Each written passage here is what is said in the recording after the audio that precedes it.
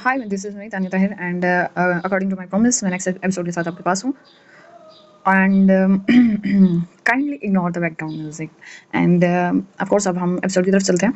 And मुझे comment में लोग पूछ रहे थे कि मीर हाकिम एंड गुल्लाला का सीन जो स्नैक में था वो कब आएगा. ऑफ कोर्स बीच में मैंने गैप दिया था, नॉवल तो अपने फ्लो में ही चल रहा है. And I think so it's only 33 episode और ये लॉन्ग नॉवल था, बट मेरी कोताही ने इसको मज़ीद लॉन्ग कर दिया. तो आप थोड़ा सा पेशेंस रखें, इसको हम वहाँ तक ज़रूर लेके जाएंगे, ठीक है. एंड ये मैं आई थिंक हर एपिसोड में ये बात कहने के हक में हूँ कि मेरी रीडिंग स्किल्स बहुत अच्छी नहीं है. सो आप लोगों को पेशेंस के साथ मुझे सुनना पड़ेगा.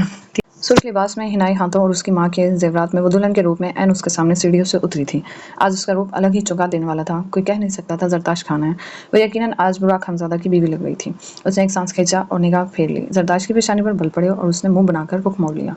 कल भी उसने यूं ही इग्नोर किया था. आखिर उसके तैयार होने का क्या फ़ायदा. पहली बार किसी मर्द की मोहब्बत का एहसास उसके वजूद को निखार रहा था और वो मर्द ऐसे उसे इग्नोर कर रहा था जैसे वो कुछ है ही नहीं. वो अपना रुख मोड़ गई. बुराक ने इस हरकत को महसूस कर लिया था. वो बाहर निकल गया. बाहर फरहाद ने आतिशबाजी शुरू कर दी थी. बैंड की तेज़ आवाज़ जैसे कान बड़ी आवाज़ सुनाई नहीं दे रही थी. और फिर उस पर रक्स अलग था औरतों का. जरदाश को तो ये हरकत बिल्कुल फजूल ही लगी और बाहर औरतों का आना ही रोक दिया. अब भला कोई आ सकता और शीरी के अलावा कौन था यहाँ. चंद मुलाजमाएं अजीब शादी थी जिस पर सिर्फ मर्द ही मर्द थे. आज भी दाऊद चौधरी शामिल हुआ था. बुराक खुद सफ़ेद जोड़े में था. सियाह शाल खुद पर ली हुई थी. बारोब सा लग रहा था. अंदाज थी वो इसकी दुल्हन थी, मगर बारात लग रहा था सिर्फ दूल्हे की है, क्योंकि वो तो तैयार होकर घर पर कैद थी. शीरी मुस्कुराती हुई वहां से हट गई. अब ये रात देर तक चलने वाला है भाभी खानम. आपको लाला के कमरे में छोड़ आते हैं. इसकी चंद सहेलियां थीं. इन सब ने कहा तो जरदाश सर हिला गई. वो इसे लेकर बुराक के कमरे के पास आई तो कमरे को ताला लगा देख एकदम इन सब के मुंह उतर गए. सॉरी भाभी, मुझे याद नहीं रहा लाला का रूम लॉक रहता है, उसने कहा तो जरदाश ने सर नफ़ी में हिला दिया. इट्स ओके, मैं यहीं बैठ जाती हूँ, वो ज़रा गुस्से से बोली. शीरी ने उसका सुर्ख चेहरा देखा जो गुस्से में और भी प्यारी लग रही थी, लेकिन वो ज़रा शर्मिंदा हुई. नहीं, मैं खुलवा देती हूँ. ज़रूरत नहीं है तुम्हारे लाला मुझे जलील करने के लिए मुझसे शादी कर रहे हैं बस क्योंकि मैंने इन्हें दुनिया के सामने रुस्वा किया था. वो मुझसे अपनी बेइज्जती का बदला लेना चाहते हैं तो मुबारक हो, उन्हें कामयाब हो गए हैं. वो गुस्से से रोने लगी और एकदम ही काफ़ी अरसे बाद उसके सर में शिद्दत से दर्द शुरू हो गया. वो जानती थी उसकी तबीयत बिगड़ जाएगी, तभी वहाँ से नीचे गेस्ट रूम में आ गई. इतनी खूबसूरत तैयार हुई थी वो, और उसने ज़रा भी मुँह उठाकर नहीं देखा, यहाँ तक कि आंखों में सताइश तक न थी. वो बेड पर बैठ गई. शीरी जबकि वो बाहर उदास हो गई. शीरी, गलत किया है ये लाला ने, उसकी एक सहेली ने कहा. शादी पर तो लड़कियों के अरमान ही बहुत होते हैं. उन्होंने सारा फंक्शन ही मर्दों का कर दिया और उन्हें तैयार करवाकर अंदर बंद कर दिया. फिर उनके घर से भी किसी को नहीं बुलाया. वो लाला हैं, यही मनमानी करेंगे, हमारी बात तो नहीं मानेंगे ना. शीरी ने गहरा सांस भरते कहा. कम अज कम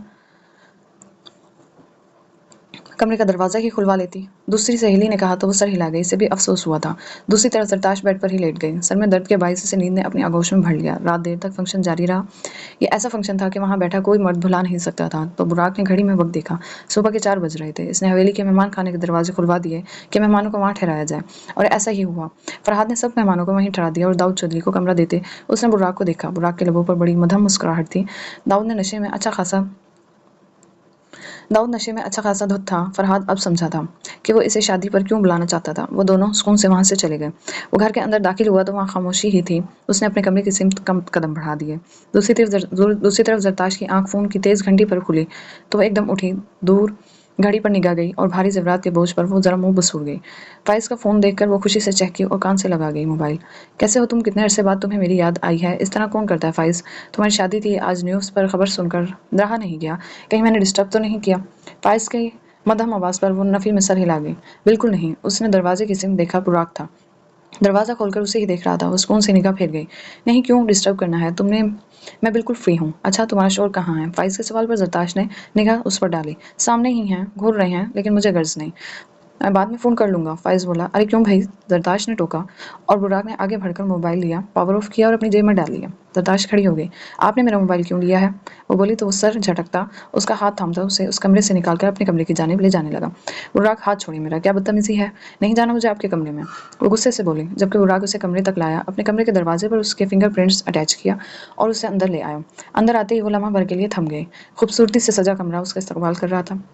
बेड मुकम्मल एक सेज की शक्ल थी। कमरे में फूलों की तेज महक किसी के भी असाबों को बहका देती। वो अपने नाजुक कमजोर वजूद पर उन फूलों की खुशबू का बोझ सा महसूस कर रही थी। चंद लम्हे यूं ही कमरे को तकते और फूलों की महक को महसूस करते निकल गए, जबकि बुर्राक फ्रेश होने चला गया। वो ड्रंक था अव्वल तो। तभी वॉशरूम से पानी की आवाज़ पर वो चौंकी। कुछ नया और अनोखा सा लग रहा था। ऐसा नहीं था वो यहाँ पहली बार आई थी, लेकिन बिल्कुल मुख्तलिफ सा लग रहा था इसे यहाँ इस वक्त। वो बेड पर बैठ गई, लाशऊरी तौर पर उसकी मुंतज़िर सी थी। वो बाहर निकला, वो वैसे ही नरम बिस्तर और फूलों के दरमियान खुद भी खिलता गुलाब ही लग रही थी। उसने सरसरी सा उसे देखा, अपने बाल बनाकर फ्रेश होकर वो कमरे से बाहर चला गया। जरताश हैरानगी से ये सब देखती एक लम्हे के लिए दंग सी रह गई। इसके गाल सुर्खी माइल होते तब से गए, कानों की लू भी सुर्ख सी हो गई। वो जा चुका था बिना कुछ भी कहे, और जरताश का दिल तेजी से धड़कने लगा। ये गुस्से की शिद्दत थी, वो इसे क्या एहसास दिलाना चाह रहा था वो समझ नहीं पा रही थी। वो नीचे शीरी के पास आ गया। वो सोकर उठ गई थी क्योंकि फजर की अजानें हो रही थी और उसने उठना ही था, बुराक जानता था। उसने शीरी की जानिब देखा। शीरी कुछ शर्मिंदा सी सर झुका कर उसके पास ही बैठ गई। बुराक ने निगाह घुमाई। शीरी की झुकी हुई निगाह मजीद झुक गई। अगर हम तुमसे कुछ कहे तो तुम हमारा बात मानेगा? वो संजीदगी से बोला। शीरी ने सर हिलाया। जब तक मामला ठीक नहीं करता हम तुम बदर से नहीं मिलेगा। हम तुम्हारा शादी वहीं करेगा, लेकिन सब्र करो। अपने भाई के मुंह से ऐसी बात सुनकर शर्मिंदगी से उसका सर मजीद झुका, चेहरा सुर्ख पड़ गया और अजीब सी तबीयत होने लगी। उसने आंसुओं से लबरेज आंखें ऊपर उठाई और बुर्राक के सीने से लग गई। लाला जी, हमने कुछ नहीं किया, आप हमें माफ़ कर दें। आप जैसा कहेंगे हम वैसा ही करेंगे, हम किसी से राब्ता नहीं करेंगे, रोते हुए बोली, जबकि बुराक ने उसके सर पर हाथ रखा। उससे चुप कराने लगा। सॉरी बच्चा, हमने तुम पर गुस्सा किया। वो हल्का सा मुस्कुराया। शीरी ने नफ़ी में सर हिलाया। नहीं लाला, वो बोली तो वो उसका सर थपथपाकर कुछ देर बैठा रहा। चलो आज बात चलेगा हम तुम्हारे साथ, वो बोला तो शीरी ने आंसू साफ करते जरा मुंह बनाया। लाला जी, आप हर बार यही कहते हैं, वो बोली तो वो हल्का सा हंसा, और हर बार तुम्हारा लाला फंस जाता है। वैसे भाभी कहाँ हैं? शीरी को ख्याल आया। कमरे में, वो बोला। तो आप उनके पास क्यों नहीं हैं? चला जाएगा। लाला जी, आपको पता भी है वो कितने गुस्से में है। उसने उसे बंद कमरे की सारी दास्तान सुना दी। बुराक शाने उचका गया। किस बात का गुस्सा? जबरदस्ती फंसाया इस लड़की ने हमें। वो मदम मुस्कुराहट को लबों में कैद करता लापरवाह सा बोला। आप इन्हें पसंद नहीं करते? इसके सवाल पर बुराक ने उसकी जानिब देखा और सर नफी में हिलाता उठ गया। चलो कॉफी बनाकर दो हमको। शीरी बाहर आ गई। आज उन दोनों बहन भाइयों ने कुछ वक्त एक दूसरे के साथ गुजारा था। तकरीबन घंटा डेढ़ बाद वो ऊपर दोबारा अपने कमरे में आया तो वो बेड पर यूं ही बैठी थी, गुस्से से दरवाजे को घूर रही थी। वो एक पल के लिए हैरान हुआ और फिर गहरा सांस भरता दरवाजा बंद करके बेड के नजदीक आया। वो इसे देखने लगी। कपड़े चेंज नहीं किए अभी तक तुमने? वो इसे देखता हुआ बोला, जबकि जरदाश्त ने कोई जवाब नहीं दिया। तुम बहरा है लड़की, हम तुमसे बात कर रहा है। वो फिर भी खामोश रही, जबकि बुराक ने उसकी आंखों के आगे चुटकी बजाई, क्योंकि वो बिना आंखें झपकते उसे ऐसे घूर रही थी गोया अभी खा जाएगी। तुम कपड़े बदल ले, इतना भारी ये लहंगा वहंगा डाले कब से बैठा है? क्या चाहते हैं आप? और क्यों कर रहे हैं ये सब मेरे साथ? वो एकदम उठी। बुराक ने एक कदम पीछे लिया। बस एक लम्हा ही था ये, और फिर वो अपनी हरकत पर मुस्कुराहट को जब्त कर गया। क्या वो इससे डर के दो कदम दूर हुआ था? क्या? हाँ। क्या क्या कर रहे हैं? ये शादी, ये ज़ेवरात की तैयारियां, ये सजावट, फिर क्यों आपने जब आप मुझसे बदला ले रहे थे? क्यों किया आपने जब आप मुझसे बदला ले रहे थे? उसने गुस्से से बेड पर से चंद लड़ियां नोच कर फेंक दी। तुम क्या मांगता है हमसे? दिलचस्पी से उसे ऊपर से नीचे तक देखता बोला, जो गुस्से में थी। क्या मतलब है इस बात का? आपने मुझसे शादी क्यों की है? वो भड़क कर बोली। वो क्यों हंस रहा था, क्यों वो ऐसा रवैया रखे हुए था? उसकी समझ से बाहर था ये सब। बोले मत अनारदाना, तुमने हमसे शादी रचाया, हमने तो बस दुनिया को दिखाया है कि हाँ तुम वाकई हमारा बेगम है, जो अपना शोहर के पीछे हाथ धोकर पड़ा रहता है। वो सुकून से कहता सोफे पर बैठ गया। जरताश एकदम चाक की तरह बैठ गई। मैंने कुछ भी जानबूझकर नहीं किया। बना बिना तहकीक के करता है वकालत अपना। आपकी आडियो थी वो, और तुम भरोसा कर गया। हाँ ऐसा ही हुआ। आई एम सॉरी, वो सर झुकाकर बोले। वो हंकारा भरकर उठा और बिस्तर पर लेट गया।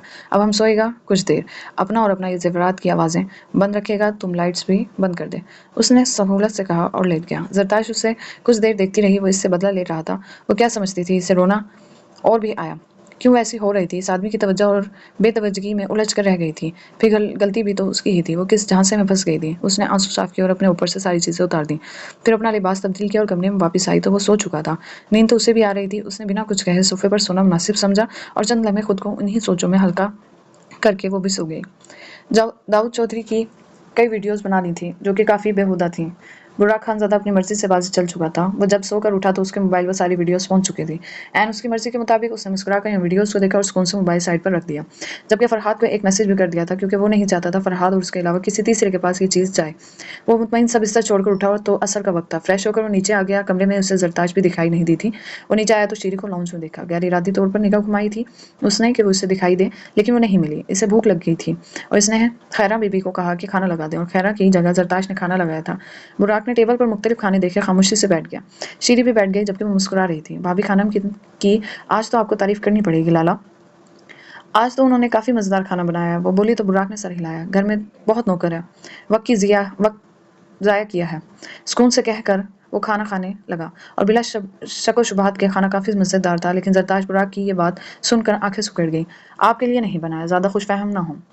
ओह, तुम्हारे पास ज़ुबान भी है नारदाना। वो आईब्रो उचकाकर बोला तो शीरी मुंह पर हाथ रख गई और जरताश सुर्ख सी हुई।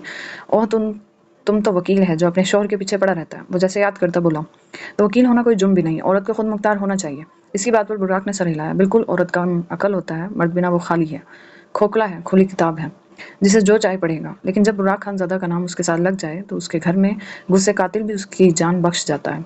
उसे कुछ याद कराता, बावर कराता, लुकमा मुंह में रख गया। जरताश कुछ नहीं बोली, उठ गई। भाभी प्लीज़ बैठें। नहीं, तुम्हारे लाला को शायद अकेले खाना पसंद है। हमें ज़्यादा बोलता वो औरत भी नहीं पसंद। वो मालूम नहीं क्यों उसका खून खुश्क कर रहा था। वो चम्मच टेबल पर पटक कर वहाँ से बिना कुछ बोले चली गई। लाला जी, क्या है आपको? वो खुश थीं। बुराक हंसने लगा। आप इन्हें तंग कर रहे हैं। शीरी उसके हंसने पर बोली, बच्चा खाना खाओ, हमारा जान है तुम। वो नरमी से बोला तो शीरी सर हिला गई। मालूम नहीं क्यों आज उसकी तबीयत अजीब सी हो रही थी। खाने की खुशबू तो काफ़ी अच्छी थी, लेकिन खाना का दिल नहीं था। और तभी उसने सारी चीज़ें यूं ही प्लेट में छोड़ते प्लेट में चम्मच चलाने पर इक्तफा किया। फरहाद भागता हुआ आया। बुराक ने सर घुमाकर देखा और फरहाद ने एक सीडी ऑन कर दी।